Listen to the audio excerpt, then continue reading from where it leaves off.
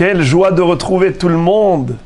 Bruchim Habbaim, que ce soit les proches, les lointains, les très proches de Ismach Moshe, les lointains de Marseille et de Paris, que ce soit la Kehila Tiferet Moshe à Romainville ou la Kehila Yosef Chai à Marseille. Mais maintenant, nos jeunes amis, tout frais, la Kehila de Agamim, avec qui Be'ezrat Hashem, on a programmé un grand projet Imirtse Hashem, mais tout est entre les mains d'Akadosh Baruch Hu.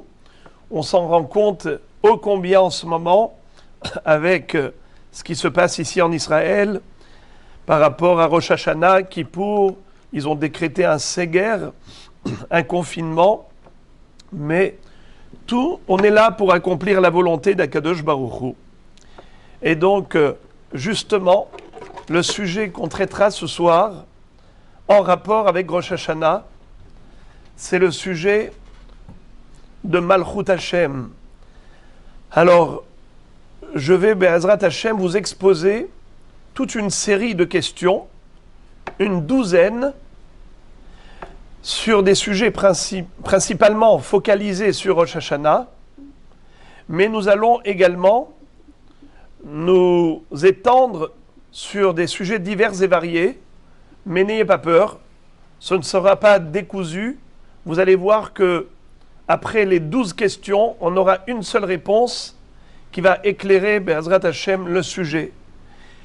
Et qui, à mon humble avis, est le sujet principal de Rosh Hashanah.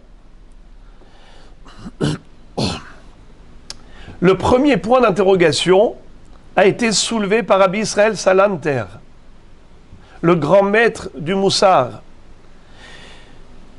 Il s'est demandé comment se fait-il que, dans la chronologie, Rosh Hashanah arrive avant Kippour. En d'autres termes, le jour du jugement a lieu avant le jour du grand pardon. Ça paraît quelque part illogique. Pourquoi ? Étant donné que le jour du grand pardon, Akadosh Baruch Hu va laver le Ham Israël de toutes ses fautes. Il va le blanchir, le dédouaner. Ki bayom hazeh yechaper alechem etaretchem mikol hatotechem lifnei Hashem titaharu. Dieu va laver notre neshama comme quelqu'un qui rentre au mikvé, qui était impur, et il ressort pur. Alors, pourquoi est-ce que Kippour n'arrive pas avant Rosh Hashanah ? Car si on était pardonné avant Rosh Hashanah, eh bien on arrivera au jugement déjà nickel, déjà propre, déjà pardonné. Or, Akadosh Baruch Hu, il aime ses enfants. Hachem veut nous faire mériter un bon jugement. Comme disent nos maîtres, Ratza Hakadosh Baruch Hu les Akot et Israël. Dieu aime acquitter Israël et le faire mériter. Alors, s'il veut nous faire mériter un bon jugement, mieux aurait valu d'être jugé après Kippour plutôt qu'avant. Car lorsqu'on arrive à Rosh Hashanah avec toutes nos fautes de l'année, toute la crasse de notre neshama, on n'est pas fier de nous-mêmes en arrivant devant Akadosh Baruch Hu ainsi. Alors, pourquoi est-ce qu'Akadosh Baruch Hu n'a pas inversé l'ordre ? D'abord Kippour et ensuite Rosh Hashanah. Pourquoi être jugé avant d'être pardonné ? Deuxième question, pourquoi est-ce que Akadosh Baruch Hu a choisi spécialement cette date du premier Tishri pour être le jour du jugement ?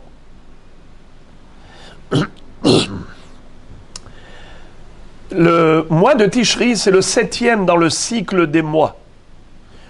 On a d'abord Nissan, c'est le premier mois dans le cycle des mois.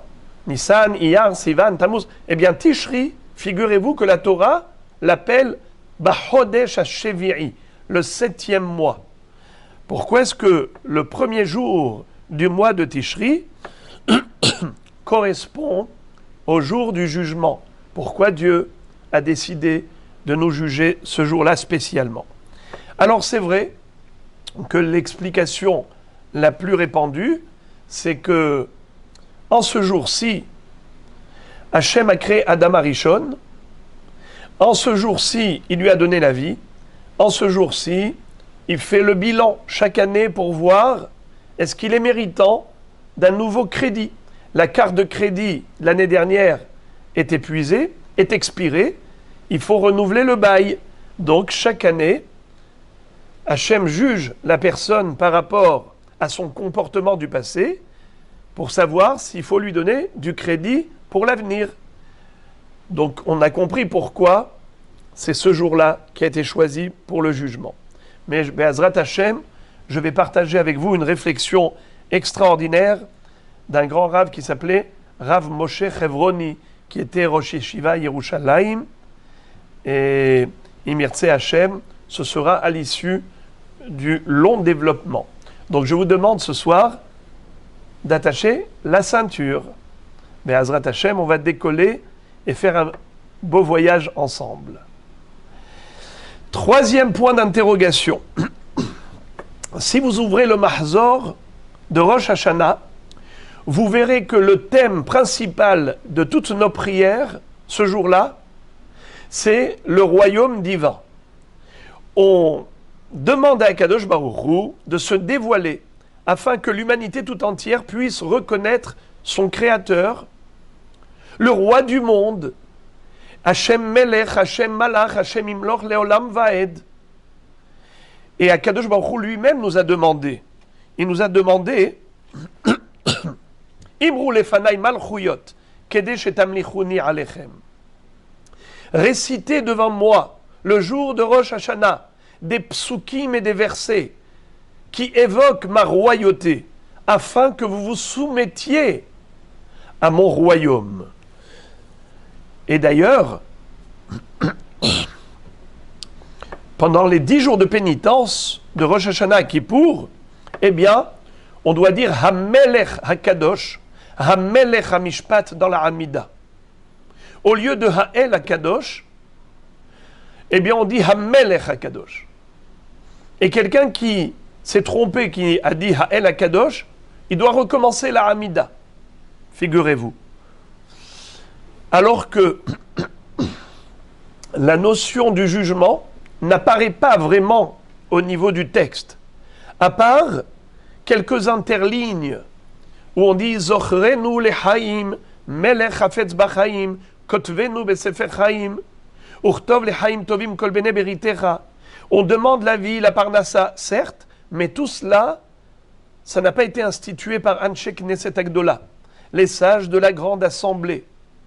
Ça a été plus tard, à l'époque des Géonim, inséré dans la Hamida, entre les lignes. D'ailleurs, quelqu'un qui a oublié de dire Zochrenu lechaim n'a pas besoin de recommencer la Hamida. Alors que Hamelech HaKadosh, oui. Ce qui veut dire que ce qui est essentiel et incontournable, c'est le thème de la royauté divine. Mais pourtant, ce jour-là, c'est un jour de jugement. Donc on aurait dû toute la journée supplier à Kadosh Baruch Hu de nous juger pour le bien, de nous accorder vie et santé, de prier pour ce que nous sommes, pour ce que nous avons, que Kadosh Baruch Hu décrète que de bonnes nouvelles. Alors, comment ça se fait que ce n'est pas le thème principal de la Hamida de Rosh Hashanah, toutes les longues Hamidot que nous récitons? Encore un point d'interrogation. Nous savons que chaque fête est symbolisée par un acte d'une mitzvah spécifique. À Pessah, on mange la matzah. Pourquoi? Pour se souvenir de la sortie d'Égypte qui a été réalisée dans la rapidité, dans la précipitation. Notre pâte n'a même pas eu le temps de lever que déjà nous étions dehors, libérés, délivrés de l'esclavage en Égypte. On est sortis de l'exil. C'est la matzah. À Sukkot, eh bien, c'est la soukha. Pour se souvenir que Akadosh Baruch Hu a installé nos ancêtres dans des cabanes pendant les 40 années de la traversée du désert. C'est le signe emblématique de la fête de Sukkot. Quelle est la mitzvah qui symbolise Rosh Hashanah? Évidemment le shofar. Le shofar que l'on sonne à Rosh Hashanah. La question est de savoir pourquoi est-ce que Béhémet, c'est cette mitzvah qui nous a été donnée en ce jour-ci. Quel rapport avec la qualité, la nature de cette journée de Rosh Hashanah? On a compris que les mitzvot relatives aux fêtes ont une correspondance directe avec la fête, avec le thème, avec la période. Mais le shofar à Rosh Hashanah, quel rapport? Alors le Rambam nous dit que, en effet, bien que ce soit une mitzvah qu'on appelle Gzerat HaKatuv, un décret et une loi de la Torah, une loi implacable, il faut sonner le shofar. Mais malgré tout, nous dit-il que le shofar a quelque part un message à nous délivrer. Il nous dit, réveillez-vous, un éveil de conscience, arrêtez de dormir, vous dormez debout. Il y a quelque part une anesthésie du Yetzer Hara. Il nous endort toute l'année. Il nous entraîne dans des cauchemars. Réveillez-vous. Le son du shofar fait vibrer les cœurs. Il tire les gens de leur torpeur. Il ne laisse personne indifférent, certes. Mais le Rambam lui-même a dit que Remez Yeshbo, c'est une allusion par rapport à cette mitzvah du shofar. Alors si c'est juste une allusion, on veut essayer de comprendre quelle est la vraie raison de cette mitzvah. Pourquoi Dieu nous a demandé de sonner en ce jour-ci le shofar. Cinquième question. Dans Tehilim, il y a un passouk qui nous dit de sonner le shofar en ce jour-ci, qui est un jour de fête. Tik'u bachodesh shofar, bakese leyom hagenu, ki hok le Israël hu, mishpat l'Elohe Yaakov. Traduction. Sonnez le shofar en ce mois-ci, en ce jour de fête, une fête qui a lieu lorsque la lune est en éclipse. Je m'explique. Vous savez que chacune de nos fêtes, elle est célébrée dans une période où la lune, elle est éclatante. Prenez par exemple Sukkot, Pessah, le 15 Tishri, le 15 Nissan. On a la pleine lune. Prenez Shavuot, le 6 Sivan, on a une demi-lune. Kippour, plus qu'une demi-lune. On est proche du 15e jour du mois, c'est le 10 Tishri. La seule fête où on n'a pas de lune, c'est Rosh Hashanah. Un Chodesh Mitrasebo, la lune elle est couverte. On ne la voit pas. Alors on nous dit, Tiku bachodesh shofar, bakese leyom chagenu. Sonnez le shofar, le Rosh Chodesh, le jour de fête durant laquelle la lune est cachée. Alors, j'ouvre une parenthèse puisque j'ai parlé de la lune cachée. Le Midrash dit quelque chose de fabuleux. À Kadosh Baruch Hu, le jour du jugement, il nous dit, plutôt, il va dire, dans le ciel, dans le tribunal céleste, il va dire, qui accuse mon peuple? Y a-t-il des témoins de leur faute? Alors on dit oui, il y en a deux. Le Satan va chercher deux témoins. Le Satan va chercher le soleil et la lune. Le soleil a vu les gens fauter en journée. La lune les a vus fauter pendant la nuit. Il faut deux témoins, le soleil et la lune. Le Satan va chercher le soleil, il est prêt à témoigner. Il va chercher la lune, elle se cache. Le jour du jugement, elle se cache. Bakese leyom hagenu. Tik'u bachodesh shofar. Le chodesh, le hadash, la lune qui est mitradeshet, qui se renouvelle chaque mois, elle disparaît. Elle s'éclipse. D'accord. Mais qu'est-ce qui nous interpelle? C'est le fait que le passouk qualifie le jour de Rosh Hashanah de Hag, de fête. Tik'u b'chodesh shofar b'kese leyom hagenu. Sonnez le shofar le jour de la fête. La fête? C'est quoi cette fête de Rosh Hashanah? C'est un jour de jugement. C'est un jour de tension. On est hyper tendu. On tremble de tous nos membres.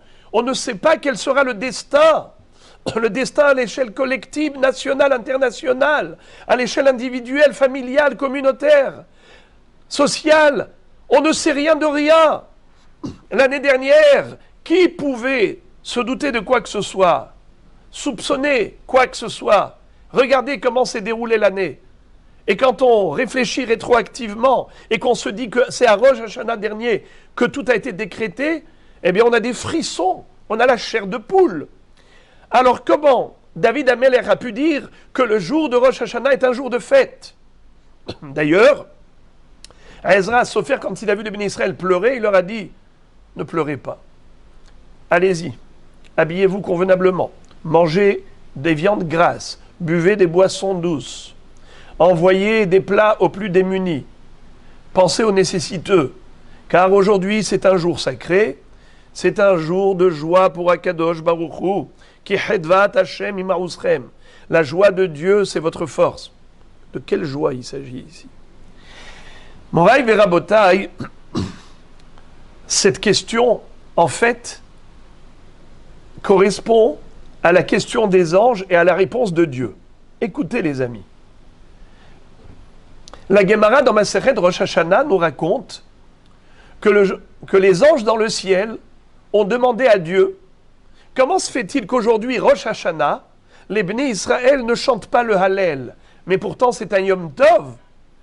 Pessah, Shavuot, Sukkot, on chante le Hallel. Akadosh Baruch Hu leur répond: Efshar, sifre chaim ve sifre metim petuchim lefanai, ve Israël omrim shira. Est-ce possible qu'au moment où, dans le tribunal céleste, le livre des vivants et le livre des morts sont ouverts,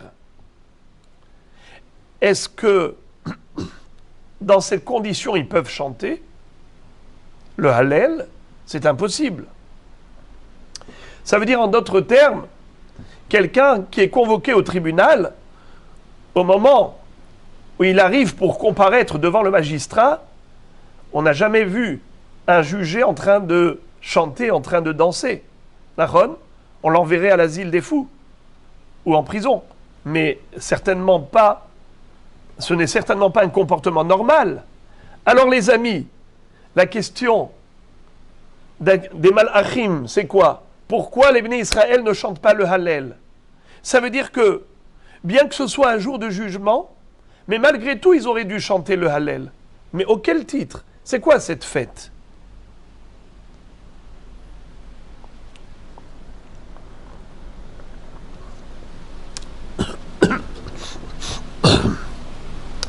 Encore une question. Vous savez que entre Rosh Chodesh, Elul et Kippour, on a exactement 40 jours. À quoi correspondent ces 40 jours? Ça correspond à 40 jours de prière de Moshe Rabbeinu. Moshe Rabbeinu a adressé à Kadosh Baruch Hu des tfilot pendant 40 jours pour qu'il pardonne la faute du veau d'or. Vous savez que malheureusement, lorsque les Bnei Israël, au pied du mont Sinaï, avaient dit Naase Venishma, le lendemain matin, après avoir accepté la Torah, Moshe Rabbeinu monte au ciel pour recevoir la Torah. Et au moment où il va recevoir la Torah, les Bnei Israël fabriquent un veau d'or. Il descend avec les tables de la loi, c'était le 17 Tammuz. Et il constate un scénario terrible. Il voit Israël en train de danser autour du veau d'or. Il a brisé les tables de la loi. À ce moment-là, il les a secoués. Il les a réveillés. Ils ont regretté. Moshe Rabbeinu est monté au ciel pour prier Hachem. Il a prié Hachem pendant 40 jours. Une première fois, Dieu n'a pas pardonné. encore 40 jours, depuis Rosh Chodesh Elul jusqu'à Kippour, et cette fois-ci, Dieu lui accorde le pardon. Qu'est-ce qu'il lui dit le 40e jour? Vayomer Hashem, salachti kidvarecha. Akadosh Baruch Hu dit à Moshe, j'ai pardonné comme tu me l'as demandé. Alors, ça veut dire quoi? Que le jour de Kippour, c'est la fin des 40 jours de la prière de Moshe Rabbeinu. Mais pas uniquement. Pendant ces 40 jours, parallèlement, les Bnei Israël sur terre, qu'est-ce qu'ils faisaient? Ils jeûnaient. C'est comme ça qu'Eliyahu Navi nous raconte, dans le livre Tana Dev Eliyahu, que chaque jour, les Bnei Israël jeûnaient, ils mangeaient que la nuit, pendant 40 jours. Le 39e jour, ils n'ont même pas mangé la nuit, ils ont jeûné 2 jours consécutivement, la nuit de Kippour et le jour de Kippour. C'est le jour où nous-mêmes, nous jeûnons jour et nuit. C'est à ce moment-là qu'Akadosh Baruch Hu a dit « Je pardonne ». Moshe prie, les Bnei Israël jeûnent, ensemble, entre la Teshuvah d'Israël et la prière de Moshe Rabbeinu, on a obtenu ce grand cadeau qui s'appelle Kippour, le jour du grand pardon qui a commencé avec le pardon de la faute la plus grave de l'histoire d'Israël, la faute du veau d'or. Alors, on a compris à quoi correspondent ces 40 jours. Mais il y a, on aurait dit, un cheveu dans la soupe. En plein milieu des 40 jours, arrive Rosh Hashanah. Entre Rosh Chodesh Elul et Kippour, arrive Rosh Hashanah. 10 jours avant Kippour. Ce n'est pas un hasard. Ça veut dire que Rosh Hashanah a contribué au pardon de la faute du veau d'or. Question, comment et pourquoi? Alors on va approfondir l'histoire de la faute du veau d'or. Comment est-ce possible que tout un peuple qui avait réalisé l'existence de Dieu au travers des 10 plaies qu'ont subi les Égyptiens, les Asaramakot, qu'on raconte à Pessah, ils ont traversé la mer Rouge à pied sec, ils ont vu comment tous leurs prédateurs ont été noyés, ils ont assisté au Matan Torah, ils ont eu la révélation divine, Atahor et Aladad qui Hashem wa Elohim, ils ont eu une vision extraordinaire, la révélation d'Akadosh Baruch Hu comme il n'y a jamais eu auparavant et comme il n'y aura jamais. C'est extraordinaire. Alors, comment est-ce qu'ils ont été capables de faire fi de tout cela et de renier Dieu, de fabriquer un veau d'or et dire « Voici ton Dieu, Israël ». Mais c'est juste impensable. Nos ancêtres n'étaient pas des gens aussi stupides. Alors comment comprendre qu'ils aient commis une telle erreur?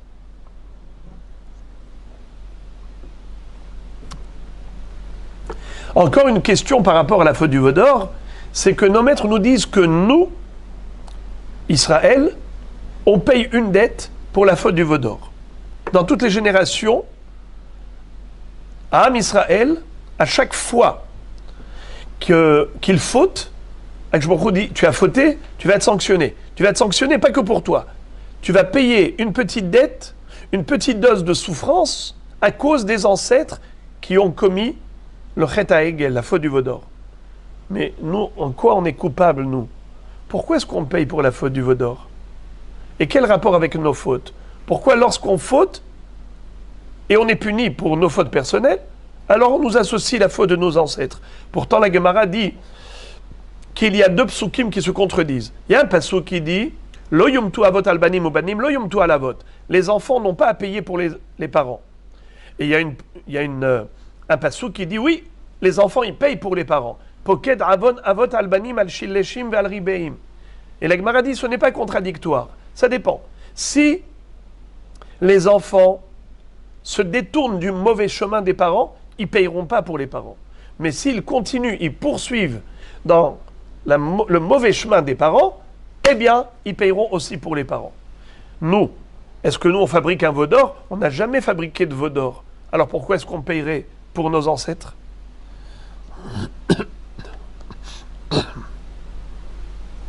Encore une question. Vous savez que la faute du veau d'or a été comparée à la faute de Adam Arishon. Comme dit le pasuk, Vehema ke Adam avru berit. Et ils ont transgressé l'alliance avec Dieu comme Adam Arishon. Adam Arishon, il a mangé un fruit interdit. Dieu a décrété contre lui la mort. Les Bnei Israël ont reçu la Torah. Hachem a mis fin à la mort. L'ange de la mort était censé arrêter de tuer les gens. Mais malheureusement, quand ils ont commis la faute du veau d'or, eh bien, il y a eu un renouvellement du décret divin. Et à nouveau, on arrive, encore une fois, au décret de mort à l'encontre de l'humanité. Je répète, la chronologie.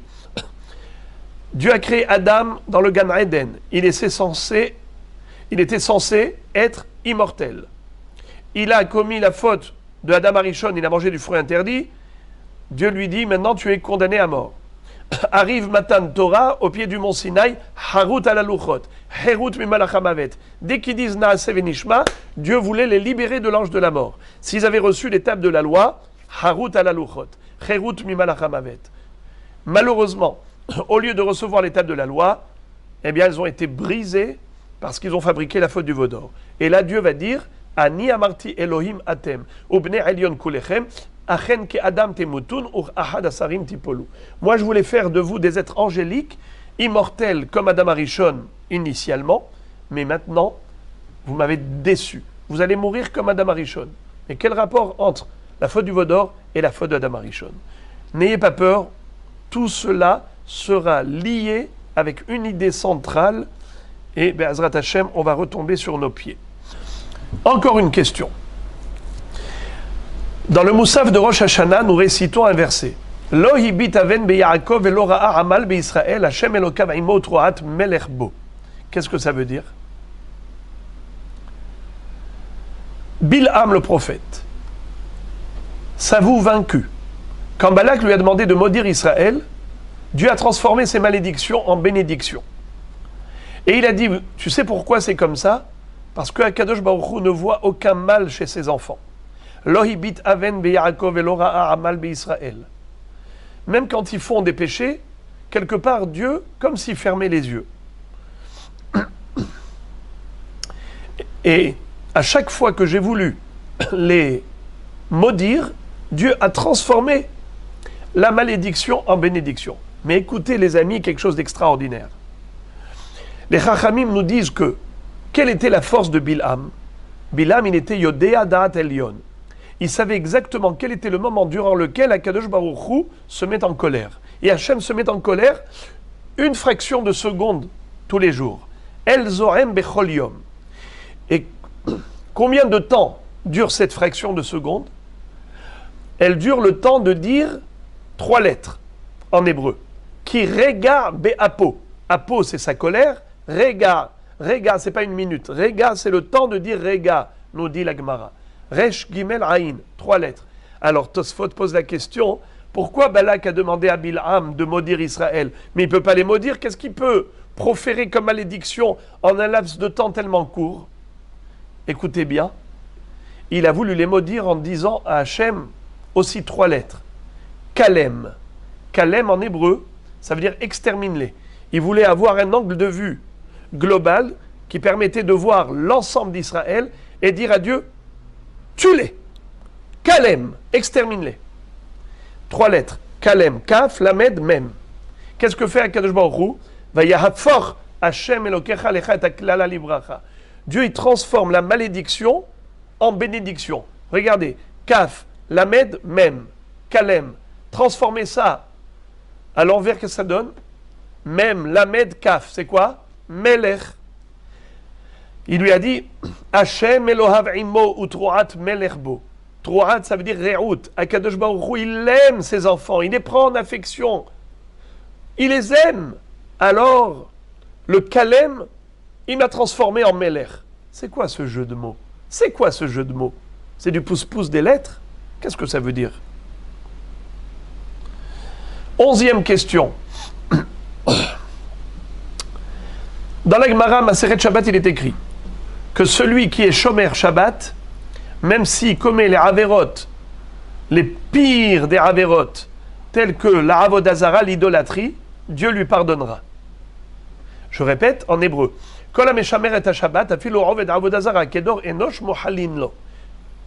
Ça veut dire que quelqu'un qui est Shomer Shabbat, il sera pardonné même pour la pire des fautes.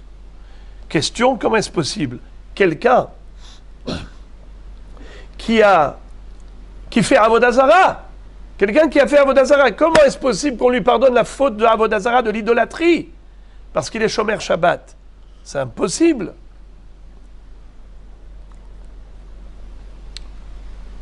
Toujours à propos du Shabbat, et cette année, Rosh Hashanah va tomber Shabbat, il est dit que, au moment où Caïn a tué son frère Hevel, Caïn a tué Abel. Qu'est-ce qui s'est passé à ce moment-là? Akadosh Baruch Hu a dit à Caïn, où est ton frère? Il lui a dit, Hashomer Achi Anochi, est-ce que je suis le gardien de mon frère? Il lui a dit, le sang de ton frère que tu as tué pousse des hurlements de sous la terre. Alors Caïn immédiatement avoue sa faute et il dit, Gadol Avoni Mineso, je prends conscience de la gravité de ma faute. Gadol Avoni Mineso, il a dit 3 mots. Ma faute est trop grave pour pouvoir la supporter. Eh bien, Adam Arishon rencontre Caïn et lui dit, dis-moi Caïn, comment ça se fait que tu es encore en vie?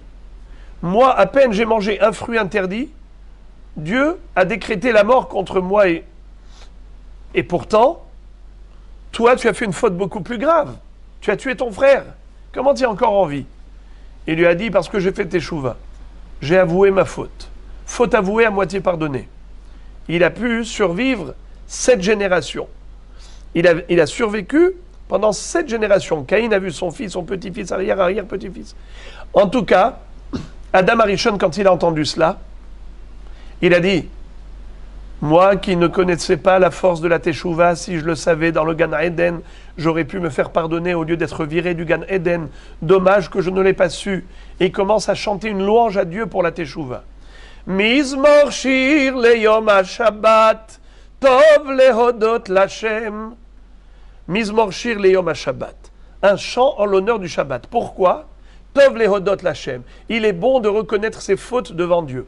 Car lehodot, ça veut dire remercier, mais ça veut dire aussi reconnaître. Comme quelqu'un qui a une reconnaissance de dette.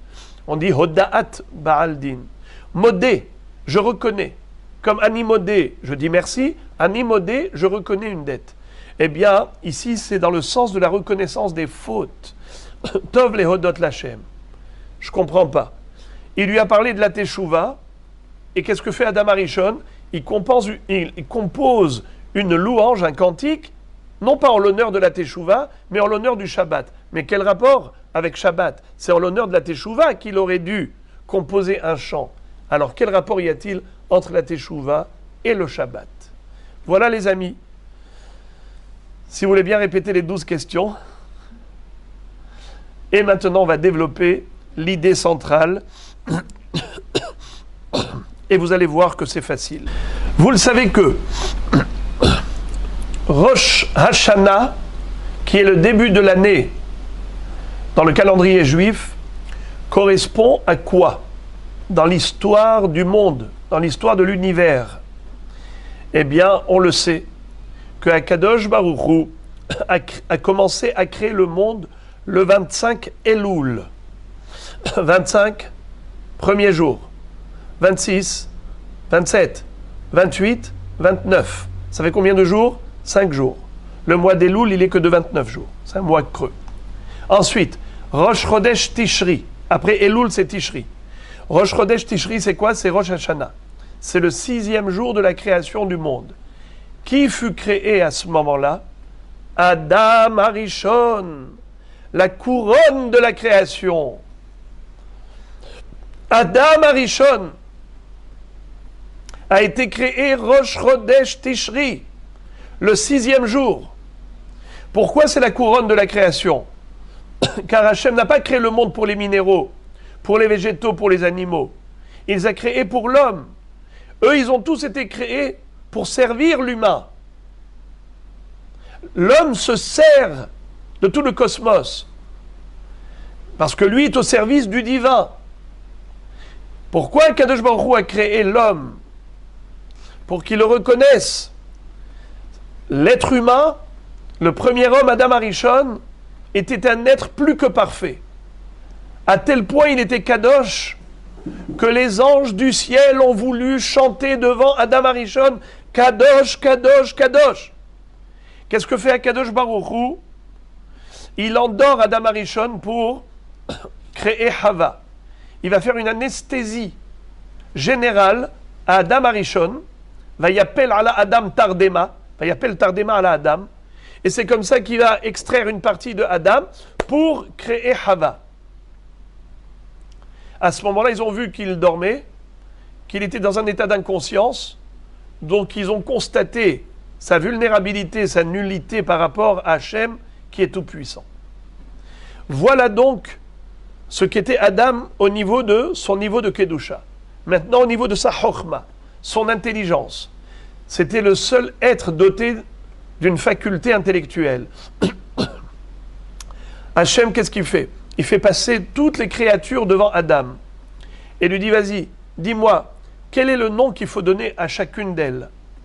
Et Adam Arishon a donné des noms à chaque bête, à chaque animal, à chaque oiseau.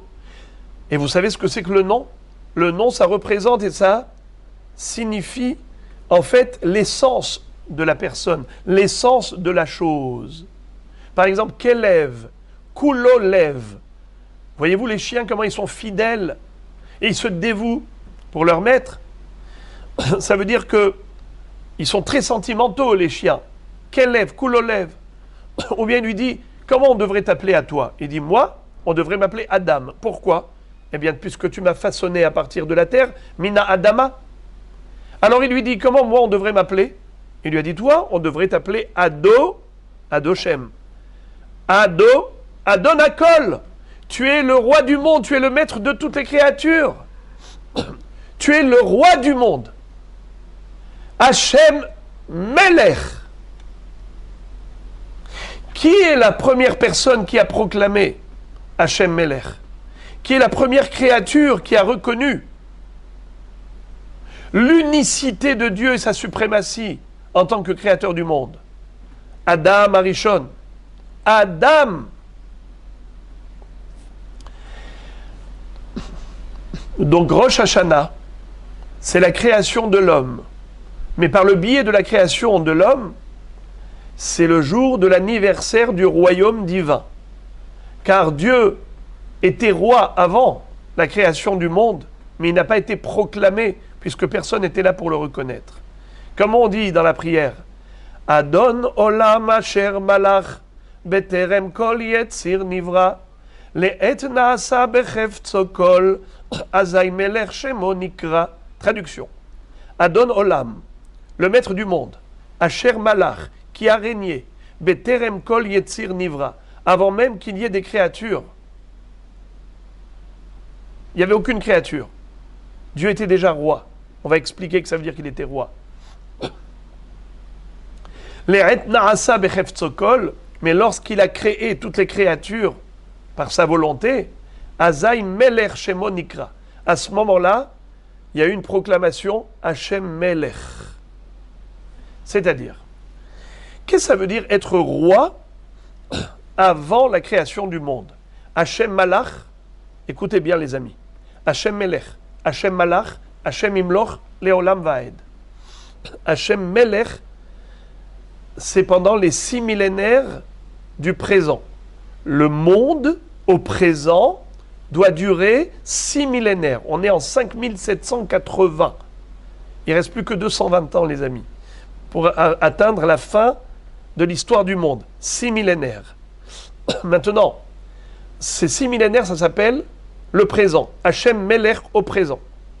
Qui a proclamé cela?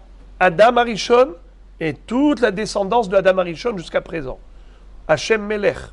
Maintenant, c'est quoi Hachem Malach? Avant les 6 millénaires, Dieu était roi. Et quand est-ce jusqu'à quand il sera roi? Les Olam Vaed, pour l'éternité. Hachem Imloch, les Olam Vaed.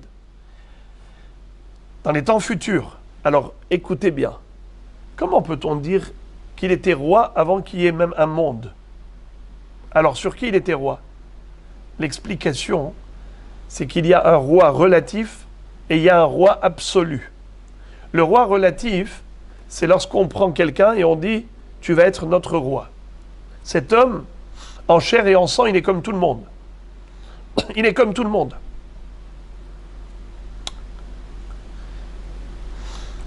Qu'est-ce qui fait de lui le roi? C'est le sceptre royal qu'on lui confie. On lui dit, allez, on va t'élire comme roi. C'est l'élection qui fait du roi le roi. Akadosh Baruch Hu n'a pas besoin d'élection pour être le roi. Il est le roi absolu. Qu'est-ce que ça veut dire le roi absolu? Ça veut dire que sa domination, sa gouverne à Akadosh Baruch Hu, elle est absolue. Il peut faire ce qu'il veut quand il veut. Il n'a aucune limite. Il est le roi réellement roi, car il peut faire ce qu'il veut. C'est ça le roi. Le roi, il est au-dessus de tous. Il peut tuer, il peut donner la vie, il peut faire ce qu'il veut, n'est-ce pas? Le roi a tout pouvoir, mais son pouvoir, il est relatif, parce que c'est les hommes qui lui ont donné ce pouvoir. Mais le pouvoir de Dieu n'est pas dépendant des hommes. C'est lui qui donne le pouvoir à Akadosh Baruch Hu. C'est lui qui est détenteur de tous les pouvoirs. C'est pour ça que Elohim, Baruch Ata Hashem Elokeinu, Elohim, nous dit le Shulchan Aruch, Baal HaKochot Takif, Baal HaKochot Kulam. C'est lui, Akadosh Baruch Hu, qui est tout puissant. Comme il est tout puissant, donc il était roi avant même qu'on le proclame. Donc qu'est-ce que c'est Rosh Hashanah? Rosh Hashanah, c'est l'anniversaire non pas du royaume divin au niveau absolu, mais au niveau relatif, au niveau proclamation. C'est-à-dire quand il y a eu un être humain capable de comprendre qu'il y a un maître à l'univers, et il va l'appeler Adon Hakol, Adon Olam. Alors on a compris. Rosh Hashanah, c'est la création de l'homme qui a reconnu le créateur du monde et qui l'a proclamé roi de l'univers. Donc aujourd'hui, Rosh Hashanah, c'est l'anniversaire du royaume divin. On a compris pourquoi. La colonne vertébrale, la colonne centrale de toutes les prières, c'est Malchut Hashem, la royauté divine. C'est pour ça que Dieu nous dit Imru lefanai malchuyot, kedesh etamlichuni alechem. Ce jour-là, je voudrais que vous proclamiez ma royauté. Je voudrais que vous puissiez réciter des versets qui évoquent cette dimension du royaume divin. Et grâce à cela, je vous jugerai pour le bien. C'est ce que dit la Gemara. Imru lefanai malchuyot kedesh etamlichuni alechem. Imru lefanai zichronot kedesh ale zichronchem lefanai letova. Ou bame bat shofar. Dieu se souvient de nous pour le bien, avec la Tkiyat Shofar, quand on récite les psukim, les versets de Malchut. Mais quel rapport? Écoutez quelque chose de très très beau et de très très fort. Rabbeinu Saadia Gaon donne 10 raisons pour expliquer la mitzvah de Tkiyat Shofar. L'une d'entre elles, et qui est essentielle, c'est qu'autrefois, quand on allait élire un roi, on prenait des trompettes, des saxophones, des cornes de bélier, toutes sortes de chauffards, et on proclamait « Vive le roi !» Bahatzotzrot vekol shofar hari'u lifnei hamelech Hashem. Avec le chauffard, vous allez sonner au travers de cette sonnerie une proclamation de l'intronisation de Melech Hashem. C'est-à-dire qu'on le reconnaît même dans ce bas monde terrestre, où il y a beaucoup de gens athées qui ne le reconnaissent pas. Nous, on proclame le royaume divin. Et par le Keli qui s'appelle Shofar. Bahatzotzrot vekol Shofar hari'u lifnei hamelech Hashem. Eh bien, Moraï Verabotaï, qu'est-ce qui se passe le jour de l'élection du roi? À ce moment-là, il libère les prisonniers. Il envoie des cadeaux à tout le monde. Comme lorsque Achashverosh avait intronisé Esther à Malka. Il a distribué des cadeaux à tout le monde. Vaïten mas'et ki adam melech. À l'époque, il y avait même l'amnistie. On allait annuler tous les PV. N'est-ce pas, quand il y avait un président qui était élu? Il y a Hasra à l'époque. Mais ça veut dire quoi? Que lorsque le roi est heureux par rapport à son élection où l'anniversaire de son intronisation, c'est un jour d'agrément. C'est un jour où le roi est de bonne humeur. Alors, le jour d'anniversaire du royaume, de l'intronisation du roi, il pardonne.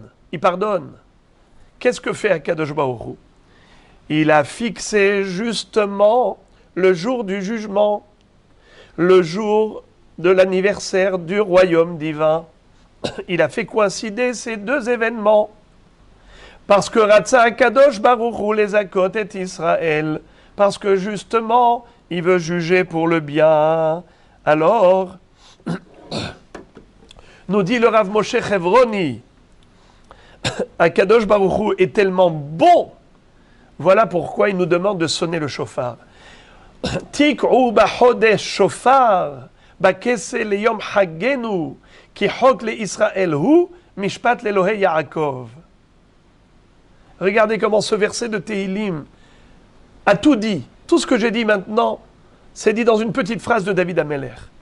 Tik'u b'chodesh shofar, sonnez le Rosh Hashanah, Rosh Chodesh, qui est Rosh Hashanah, sonnez le shofar. Yom Hagenu, car c'est un jour de fête. Quelle fête? La fête du royaume divin. Et alors, qu'est-ce que fait Hachem? Ki chok le Israël hu, mishpat l'Elohei Yaakov. Alors, il a fixé le mishpat, il a fixé le jour du jugement, le jour de l'agrément, le jour de sa joie, le jour de sa fête, pour justement nous faire mériter un bon jugement. Alors, les amis, maintenant, on va comprendre quelque chose par rapport à la question qu'on s'était posée. Pourquoi est-ce que Rosh Hashanah arrive avant Kippour et pas après Kippour?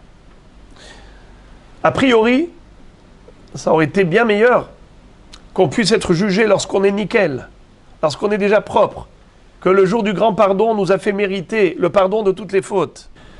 Pourquoi Rosh Hashanah avant Kippour au lieu d'être après Kippour?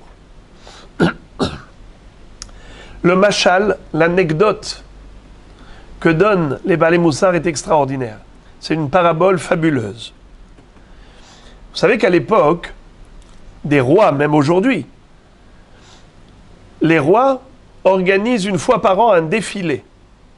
Et ils traversent toutes les villes de leur pays et ils vont saluer tous les sujets, le peuple. Un jour, on a fixé le rendez-vous du défilé royal et le jour de cette manifestation, il y avait un enfant qui était un tireur d'élite en jouant à la fronde. Il prenait sa fronde, quand il mettait des pierres, il arrivait toujours à viser sa cible. Au moment où on lui a dit que le roi allait passer dans son carrosse royal et il allait traverser la ville, il s'est dit, tiens, je vais voir si je suis capable d'atteindre le roi avec ma pierre, avec ma fronde, même lorsqu'il est en mouvement. Et il s'est pris à ce jeu. Un petit garçon de 8 ans. Il joue, pac, en plein dans le mille. La pierre arrive et elle blesse le roi dans son front. Il y a du sang qui gicle et tous les gardes du corps ont attrapé l'enfant. Ils ont voulu le tuer. Ils ont voulu le massacrer. Sur le champ. Le roi les a arrêtés. Il leur a dit, faites-le monter ici. Je le veux sur mon carrosse. À ce moment-là, que se passe-t-il? Il va dire, emmenez-le au palais royal, je voudrais qu'on prenne pour lui des professeurs qui lui enseignent la science po, science politique. Je voudrais qu'il apprenne toutes les sciences. Et en particulier, science po. Cet enfant a grandi comme un prince. Un jour, on a organisé un défilé royal lorsqu'il avait l'âge de 30 ans. Et on lui a dit, tu sais, ici même, dans cet endroit, quand tu avais l'âge de 8 ans, tu as blessé le roi avec ta pierre. Quand il a entendu cela, il s'est évanoui sur le champ. Il s'est évanoui. Le roi a dit, c'est ce que je voulais. Qu'il prenne conscience de la gravité de son erreur. Pourquoi massacrer un enfant? Il ne sait même pas ce qu'il a fait de mal. Moi, je voulais qu'il prenne conscience d'abord de ce que c'est que le roi. Une fois qu'il a compris quelle est l'importance du roi grâce aux études qu'il a faites, maintenant, il va faire teshuva. Maintenant, il va réaliser pleinement son erreur. Alors, Moraï Verabotaï, vous savez ce que Akadosh Baruch Hu nous fait? Exactement pareil. Il dit Kippour, qu'est-ce que tu vas dire? Hatati, aviti, pashati. Tu vas faire un vidouille à Kippour. Tu vas faire un vidouille pour demander pardon. Mais demander pardon de quoi? Tu ne sais même pas quelle est la gravité de ta faute. Tu ne comprends pas que tu t'es révolté contre le roi. Tu ne réalises pas qui est le roi. D'abord, il faut qu'il y ait Rosh Hashanah. Et ensuite, Kippour. S'il y a Rosh Hashanah d'abord, alors on a compris c'est qui le roi. Là, on peut demander vraiment pardon de tout cœur. Alors maintenant, on va comprendre l'histoire de la faute du veau d'or. On avait dit, mais comment ça se fait qu'ils ont commis une faute pareille? Mais ils ont bien vu des miracles lors de la sortie d'Égypte. Et quel rapport avec la faute de Adam Arishon? La réponse. Adam Arishon, vous savez pourquoi il a mangé du fruit interdit? Parce que le serpent l'avait bercé d'illusions. Il lui a dit, tu sais que si tu manges de ce fruit, tu deviendras créateur. Il a dit à Chava, pourquoi Dieu vous a empêché de manger de ce fruit? Parce qu'il a peur que vous deveniez des concurrents. Lui-même, Dieu, il a mangé de ce fruit pour devenir créateur. Il a raconté un mensonge, mais qui était séduisant. Qu'est-ce que Adam Arishon voulait devenir? Un créateur, en mangeant de ce fruit. Quelle est la différence entre une créature et un créateur? Une créature dépend du créateur. Le créateur, il fait ce qu'il veut, il est indépendant. Akadosh Baruch Hu va dire à Adam, tu as voulu être indépendant de moi, tu veux plus être dépendant de moi, il n'y a pas de problème. Alors, reste indépendant de moi. Va chercher la vie ailleurs que chez moi. C'est moi qui donne la vie. Tu veux plus rester branché sur le réseau divin? Eh bien, on déconnecte. Il n'y a plus de vie. Si on n'est pas connecté sur le réseau divin, eh bien, il n'y a plus de source de vie. Ve'ata mechayet kulam, ki'imecha mekor haim. Donc, on a compris que la volonté d'indépendance de Adam Arishon, de ne plus être dépendant de Dieu, lui a valu la mort. Quand ils ont reçu la Torah, ils ont dit Na'aseh ve'nishma. Ils ont dit au contraire, on veut se soumettre à Dieu. On veut accomplir que la volonté de Dieu. On ne dépend que de lui. Eh bien, ils ont été désormais branchés à nouveau sur le réseau divin, sur le réseau de vie. Quand il y a eu la faute du veau d'or, vous savez c'est quoi la faute du veau d'or? Pourquoi ils ont choisi un veau et de l'or? Le veau, à l'époque, quand on allait faire de l'agriculture, c'est-à-dire labourer le champ, c'était avec des bœufs, avec un taureau. Verov tevuot beko achor. Le shor, le bœuf, tirait la charrue. Et c'est comme ça qu'ils allaient labourer la terre, cultiver, vendre le produit agricole et avoir de l'or. L'or, c'était le produit du commerce. Mais comment est-ce qu'on commercialisait? On vendait des fruits et des légumes, des céréales. Comment est-ce qu'on l'obtenait? Avec l'agriculture. Qui est-ce qui travaillait le champ? Le bœuf qui tirait la charrue. Le bœuf était la dynamique. Le bœuf, c'était la source d'énergie de l'époque, comme le pétrole aujourd'hui. Eh bien, étant donné que ils ont voulu être indépendants de Dieu, parce qu'ils ne voulaient plus la manne qui tombait du ciel, l'eau qui coulait du Be'er Myriam, ils vivaient dans le désert miraculeusement. Ils ont dit à Kadosh Baruch Hu, on veut comme tout le monde, un pays, une terre, on veut travailler nous-mêmes, gagner le fruit de notre labeur, être indépendant en quelque sorte de toi. Chaque jour, on reçoit de la manne qui tombe du ciel dans le désert. C'est ça la fabrication du veau d'or. C'est une volonté d'indépendance. Eh bien, les amis, vous savez que nous aussi, on fait un petit peu la faute du veau d'or. À quel moment? À chaque fois qu'on commet une faute. C'est quoi une faute? C'est que Dieu a dit, voilà ma volonté, et l'homme dit, mais ma volonté, elle est contraire à la tienne. La mienne prime sur la tienne. Moi, j'ai envie de faire ça. Je fais ce que bon me semble. Ah, tu m'as interdit? Tu m'as interdit? Mais je fais ce que je veux. Toute Avera, c'est un peu la faute du Vaudor. C'est l'idée de ce qu'on appelle Prikatol Malchut Shamaim. Se défaire du joug divin. C'est dire à Kadosh Baruch Hu, je fais ce que je veux. Je suis indépendant de toi. C'est pas toi qui vas me dicter ta volonté, c'est moi qui vais gérer ma vie selon ma volonté. C'est ça les fautes. Donc toutes les fautes, elles sont branchées sur la faute du Vaudor. Car la faute du Vaudor, c'était une volonté manifeste de se défaire du joug divin, en disant on va créer le Vaudor, le veau, avec l'or, c'est-à-dire on ne veut que les forces naturelles, on ne veut plus être géré par des forces surnaturelles. Eh bien, chaque fois que on faute, c'est comme si on disait à Kadosh Baruch Hu, c'est nous qui gérons notre propre vie. On n'est pas dépendant de toi. C'est ça ce que ça veut dire faire une Avera. Ça veut dire que, en fait, je fais ce que je veux, comme si tu n'existais pas. Ah, tu m'as interdit? Tu m'as obligé? Ça ne m'incombe pas. Je fais ce que je veux. Eh bien, Moraï Verabotai, à Rosh Hashanah, on dit à Kadosh Baruch Hu, Hashem Melech. Toute l'année, on s'est égaré, on s'est évadé, on s'est cru fort, on s'est cru indépendant. Aujourd'hui, tu vas nous juger.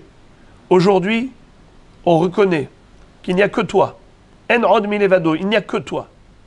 Hashem Melech, Hashem Malach, Hashem Imloch Leolam Vaed. Tu es le seul et unique. Si un serviteur qui s'est rebellé contre le roi, qui a fait des 400 coups, revient vers le roi et lui dit « Sa Majesté, aujourd'hui je me soumets à toi, je baisse ma tête, je me plie devant toi, je me prosterne, et à partir d'aujourd'hui tu vas voir comment je vais réparer toutes mes erreurs du passé. » Alors c'est comme ça que ça se passe. D'abord, on reconnaît le roi, et ensuite on observe ses lois. Rosh Hashanah est obligatoirement avant Kippour. Rosh Hashanah, c'est d'abord reconnaître l'unicité d'Hachem et sa royauté. Et à Kippour, tu demandes pardon pour le passé. Mais Rosh Hashanah, c'est accepter que désormais, on se soumettra à sa volonté. Car c'est lui notre roi. Et on comprendra maintenant pourquoi le Shabbat. Le Shabbat, c'est quelque chose d'extraordinaire. Comment le Shabbat entraîne le pardon de toutes les fautes? Pourquoi est-ce qu'on est Shomer Shabbat? Veshameru bene Israël et Shabbat. Pourquoi?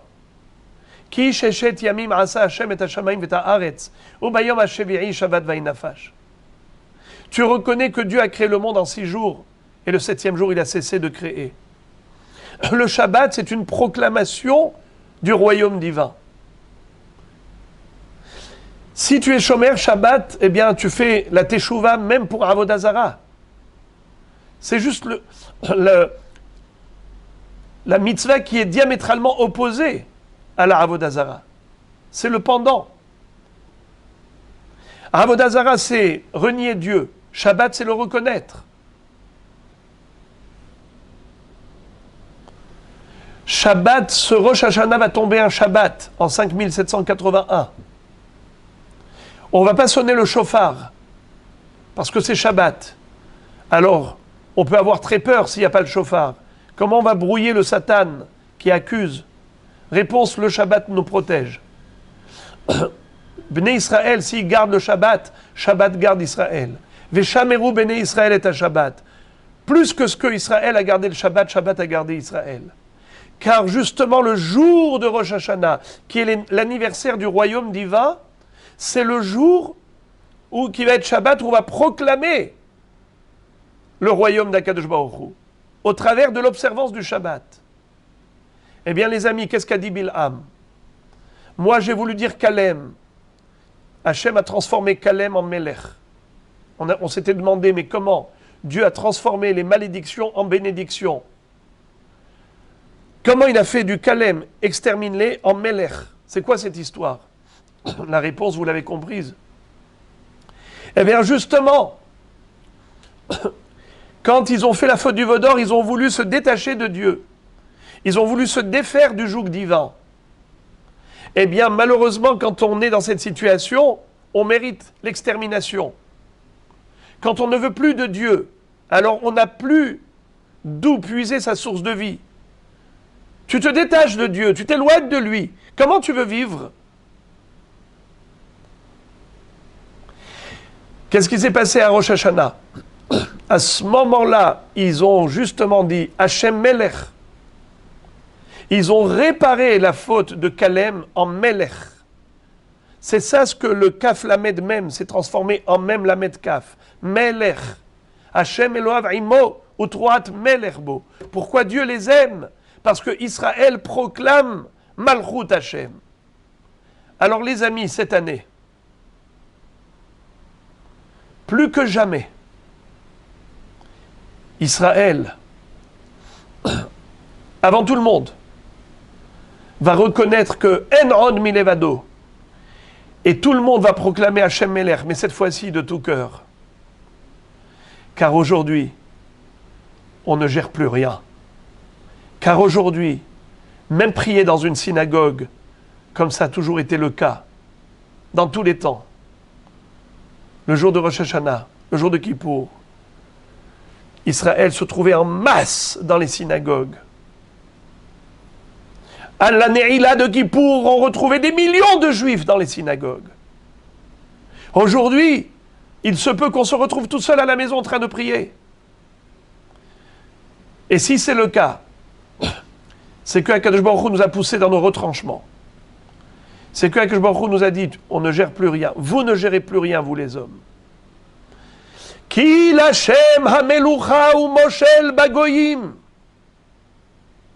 ועלו מושיעים בהר ציון לשפוט את עריסיו, והייתה להשם המלוכה, והיה השם למלך על כל הארץ, ביום ההוא יהיה השם אחד ושמו אחד. Nos maîtres de dire qu'il y a une différence entre Meloucha et Memshala. Meloucha, c'est le royaume. Memshala, c'est la domination. Gouverneur. Quelle différence y a-t-il entre un gouverneur, un Moshel, et un Melech? Un Melech, il est accepté, il est proclamé par le roi. Tout le monde le reconnaît comme suprême. Un Moshel, un gouverneur, il fait usage de son pouvoir. Il exerce un pouvoir pour gouverner, dominer les gens. Parce qu'il ne l'accepte pas. De force, il les domine. Ki l'Hashem hamelucha u moshel bagoyim. Am Israël reconnaît Hachem comme Melech, comme roi. Les nations, il exerce sur eux une pression, il les domine.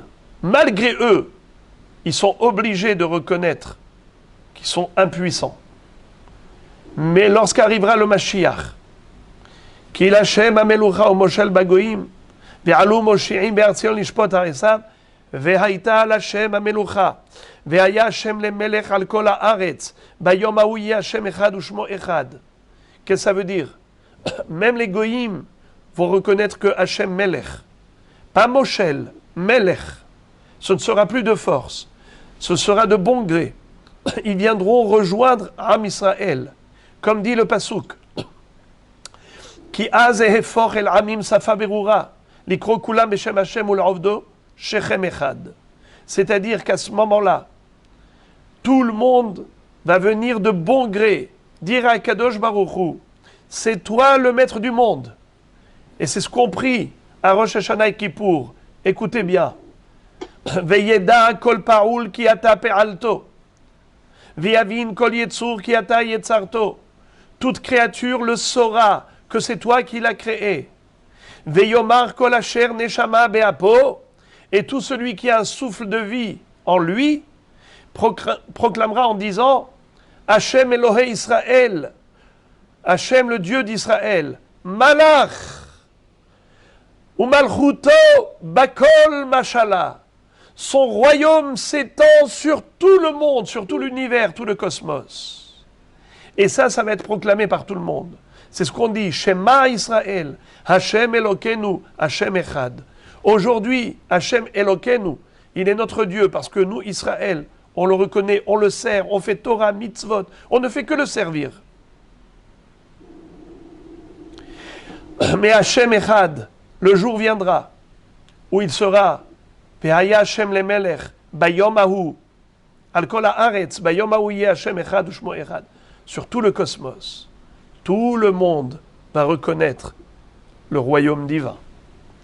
Alors les amis, je voudrais que cette réflexion sur la royauté divine nous accompagne maintenant pour toute cette période où Akadosh Baruch Hu, qu'est-ce qu'il a fait?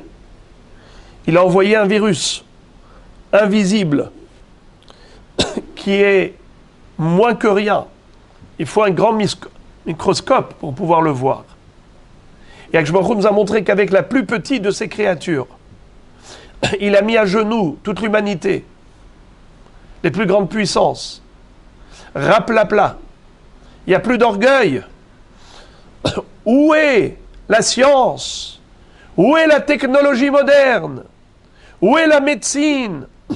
Où est la culture? Où ont disparu les grands scientifiques? Ils ne peuvent pas délivrer les gens de la mort. Ils ne peuvent pas sauver des personnes qui sont menacées par ce petit virus. On comprend rétroactivement que si la médecine avait les bras longs, c'est juste la Chokhmah qu'Akadosh Baruch Hu a bien voulu leur donner. Mais quand Akadosh Baruch Hu veut retenir la Chokhmah, eh bien on tourne en bourrique des dizaines de milliers de laboratoires qui tournent autour du virus. Qu'est-ce qu'on peut faire pour mettre fin à cette mortalité? Qu'est-ce qu'on peut faire pour sauver l'humanité? Voilà, Rabotaï. Je crois que, comme jamais auparavant, ce Rosh Hashanah, quand on va dire Hashem Hua Elohim, Hashem Melech, on le dira avec une pleine conscience. Alors les amis, c'est une période de slihot. On se lève tous les matins tôt pour le proclamer, pour dire à Kadosh Baruch Hu, En od minevado, il n'y a nul autre que toi. Alors s'il te plaît, maintenant qu'on le reconnaît, eh bien on va te servir, on va se soumettre. Pardonne-nous. Je voudrais clôturer ce propos, même s'il était long, mais je pense que c'est matière à réflexion, à méditer. Je sais qu'à cette heure-ci, ce n'était pas le meilleur moment pour tirer sur la corde de la réflexion, mais je me suis dit qu'avant Rosh Hashanah, il faut se préparer à l'essence même de cette journée. Et par conséquent, je voudrais, dans le cadre de cette préparation, qu'on puisse tous ensemble, maintenant, proclamer haut et fort Shema Israël, Adonai Eloheinu, Adonai Echad. Shema Israël, Adonai Eloheinu, Adonai Echad. Adonai Hu HaElohim, Adonai Hu HaElohim. Adonai Hu HaElohim, Adonai Hu HaElohim. Adonai Melech, Adonai Malach, Adonai Imloch Le'olam Va'ed. Adonai Melech,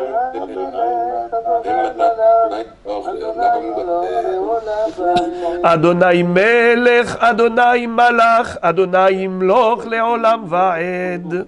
Adonai Melech, Adonai Imloch Le'olam Va'ed.